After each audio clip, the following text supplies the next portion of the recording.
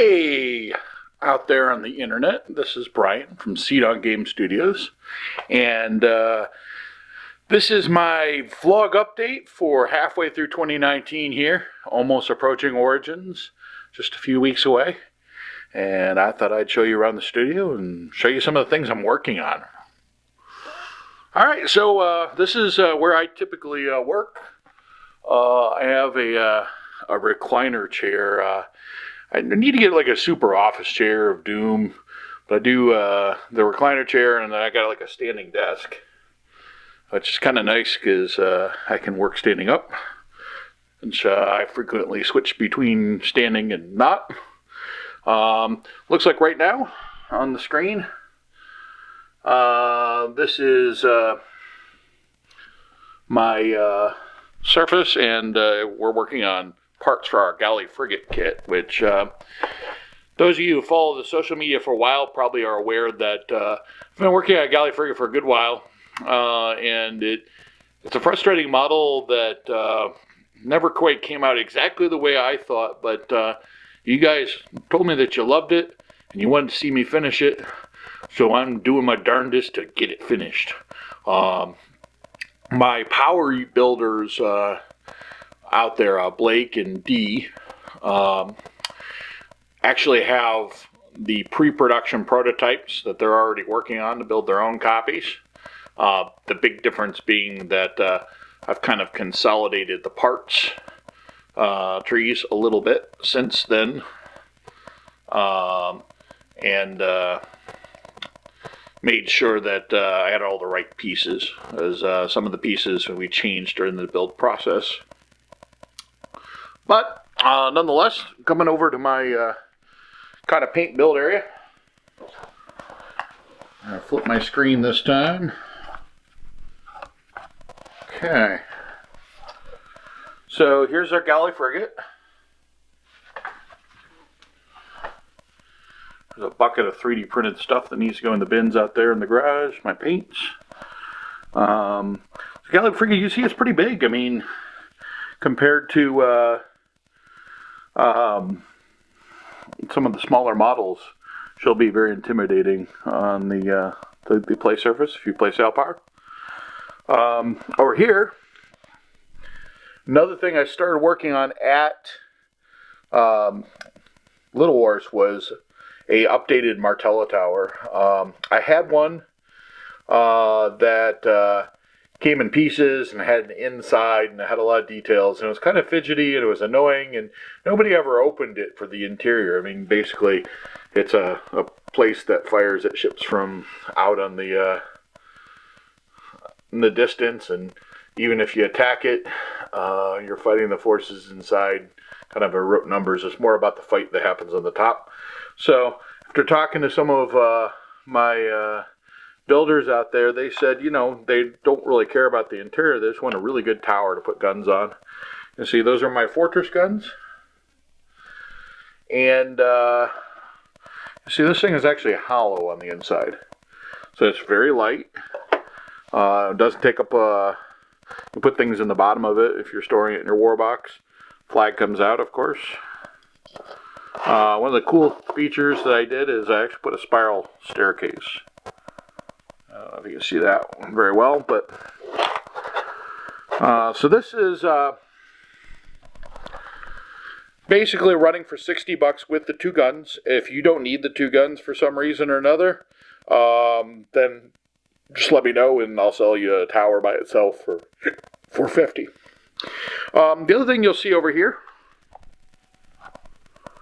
is the new Virginia sloop. This is a new sculpt that I did. It's 6 guns. It's meant to be, one of the more popular things I did was the Bermuda sloop, and I had that dollhouse style quarterdeck area. And you can see this one has similar to that. But this one's intended to be something that would have been built in the Virginia, Norfolk area in the mid-1700s. So And then, of course, for my fans out there of the new Cruel Seas game that just like my boats and are looking to use it with that game, which I'm insanely jealous of my friends over at Warlord for coming out with a cool game that's kind of got people excited about World War II naval again. But I'm enjoying sculpting ships that people can use. So for my fans of 1/300th Naval, whether it be Cruel Seas or whatever other system you happen to use, this has been probably... I had some ships that I scaled up from World War II freighters, 1/1200th, and I actually made a cut down coastal version that's representing a small freighter, and this thing's been crazy popular.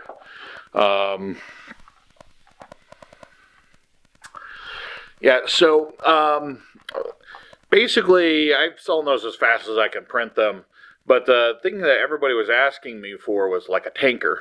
And so looking at the numbers, I mean, obviously I'm not in, I don't have Japanese model kit company money to sculpt for you guys. I don't have a team of people, it's just me. So I'm hoping that whatever I sculpt represents a broad number of ships for you guys, and the more interest I have, the more time I'll be able to spend on sculpting. We'll get some variants, but at least initially I just need things that will have an impact. And probably my favorite tanker, World War II tanker, is the T2, and the reason I'm a fan of that is I watched the wonderful Coast Guard rescue movie, Finest Hours, which I think is a Disney flick, actually. But it's about a T2 that broke in half that a very brave crew went out and rescued. And it turned out the T2 actually had problems with breaking in half because it was mass-produced and it had structural issues. So it wasn't the only time that a T2 broke in half. Actually, they broke in half a bunch of times. But during World War II, they're kind of workhorses. And then they made a bigger one that was kind of extended into the T3. So, a freighter like this or a tanker like this represents a lot of ships, like hundreds upon hundreds. And, truth be told, if you look at your typical Japanese one or whatever, they're not that much different than this one. So this should represent tankers. Now, I did do a scale down version of that for you guys. That's like the coastal trader, where it's got the superstructure all in the back, and it's much shorter. I will show you that when we go into the 3D printer room in just a minute or so. So, and on that note, let's actually take that cue to get moving here. All right. All right, so welcome to my messy and super busy digital factory of 3D printing. So, walking around here real quick. Okay, so this is our SLA printers, and right now it is printing with some time to go, about a half hour actually. Cannons. I don't know if you can see through this or not. We'll see. But basically, this is an SLA printer. So it prints in a resin that's cured with a laser from underneath. You'll see kind of a dancing of light. It's kind of faint, but it basically cures the whole thing and then peels the whole thing up. And then resets for the next layer. And then you can see it tells you how many layers are left. And that produces these. This is my most popular type of cannon. I made it originally for Fort Matanzas. It's a 28 millimeter cannon that's really large. Actually piled up on top are the T2 tankers, printed in 1/1200 scale. So those will be $25, and they're in SLA. They should. They do have really fragile little bits on them that you may not last. I don't know. If you card your ships and take care of them, then they should. But if not, they are really small details. So this guy over here is actually waiting. So the parts that you saw me working on over there will end up getting printed on this guy here. This one's printing gray, this one's printing black. Over here, this is my wash station, and this kind of works like a, it looks like a deep fryer with the rack, right? But basically this tank down below is filled with isopropyl alcohol, which washes the parts. There's an impeller.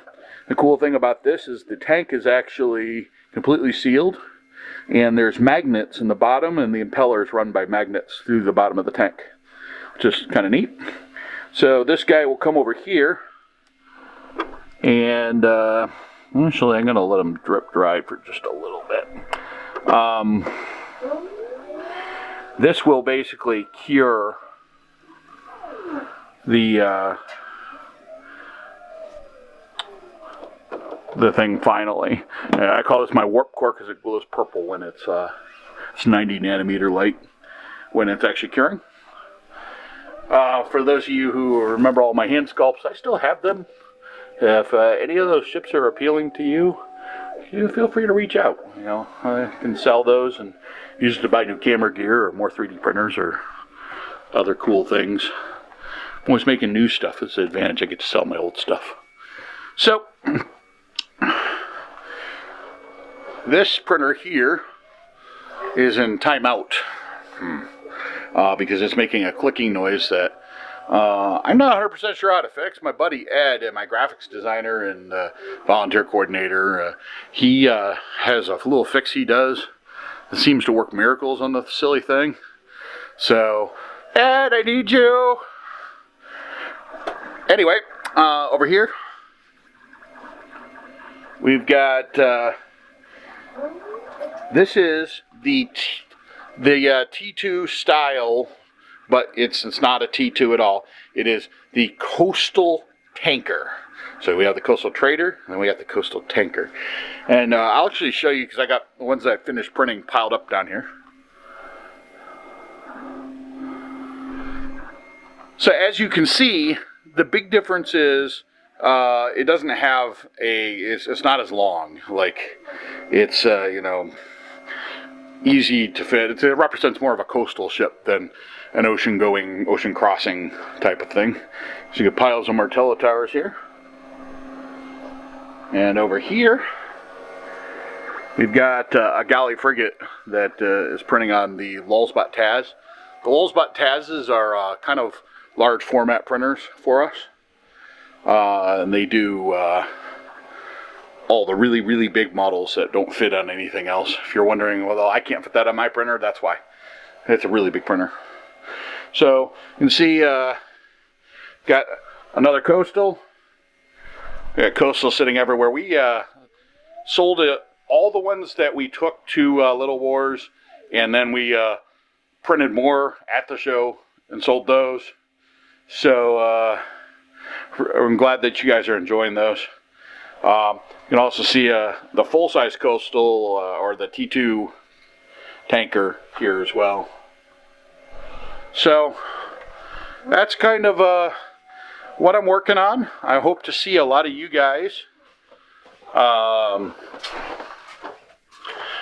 at Origins this year, just a couple weeks from now, if I'm not mistaken. I also will see some of you guys, of course, at Historicon. So either way, I hope to see you guys and talk to you about what you guys are excited about. And hope this has been a fun little visit to what I'm working on or sculpting. If you have any questions, of course, or you want anything custom. Actually, a little side note about custom. So at Little Wars, a gentleman, I believe Dave Nelson, if I do recall, said that he plays kind of a full thrust sort of game, and he needed a big bulk carrier. And he commissioned me for 2 hours to sculpt one. Now, he didn't like that particular one, so I spent a little extra time with him in the booth, and we tweaked it, and we made it look like that.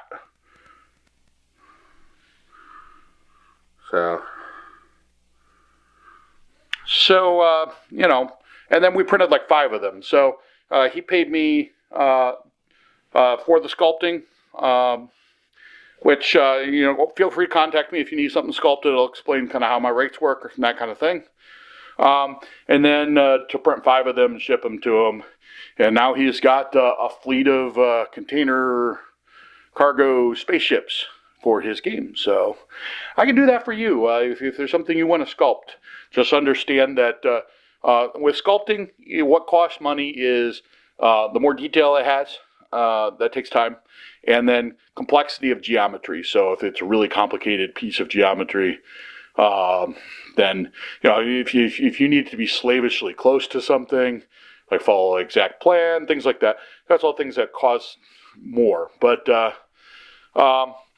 then, depending on if you need it for some kind of commercial project as opposed to just like a freelance, you're a hobbyist and I'm making something for you as a hobbyist. There I can charge less because, quite honestly, the assets I can reuse at some point. So, if I'm making a freelance ship for you, then later if I determine that, there might be a market for that, I can actually put it out myself because I own the rights. Whereas in commercial, obviously you'd get the rights and I wouldn't be able to sell it on my own later. So anyway, that's all from Sea-Dog Game Studios right now. This is Brian Carnes. I hope you enjoyed this little tour. Feel free to comment, ask questions below. Have a great one. Bye.